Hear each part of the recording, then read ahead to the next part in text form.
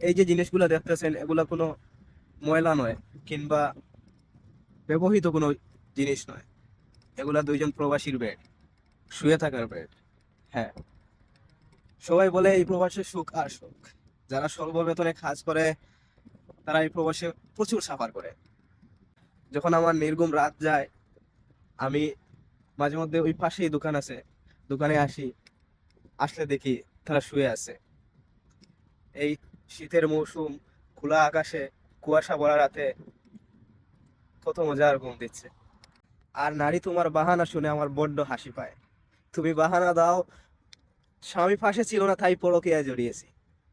এই পুরুষগুলা কার জন্য এত সাফার করছে? কার জন্য তার এই ছোট্ট জীবনের স্বল্প সুখটুকু বিলীন করে দিচ্ছে? কার জন্য? তোমাদের জন্য। হয়তো তারা রুম ভাড়া নিচ্ছে না, রুম ভাড়া নিতে 400 টাকা লাগে, বাংলার 12,000 টাকা। হয়তো বা তারা ভাবতেছে 12,000 টাকা যদি দেশে বেশি বাড়াতে পারি, তাহলে আমার পরিবার সুখে থাকবে, আমার স্ত্রী সন্তান সুখে থাকবে।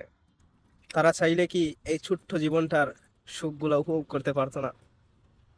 পুরুষ মানুষ একদিন কাজ করলে 1 সপ্তাহ শুয়ে থেকে খেতে পারে, সেখানে তারা প্রতিদিন কাজ করে রাত 1টার দিকে এসে ঘুমায়। কেননা সন্ধ্যা রাতে ঘুমালে সিআইডি সমস্যা করবে, বাইরে শুইতে দিবে না। তাই তারা মধ্যরাতে এসে ঘুমায়। তখন অনেকটা ঝুঁকিমুক্ত থাকে সিআইডির হাত থেকে।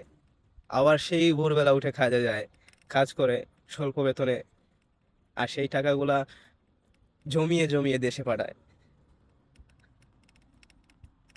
আর বোকা পুরুষ, তুমি যার জন্য তোমার জীবনের সুখগুলা বিলীন করতেছো, আগে দেখে নিও সে কি আসলেই তোমার আপন।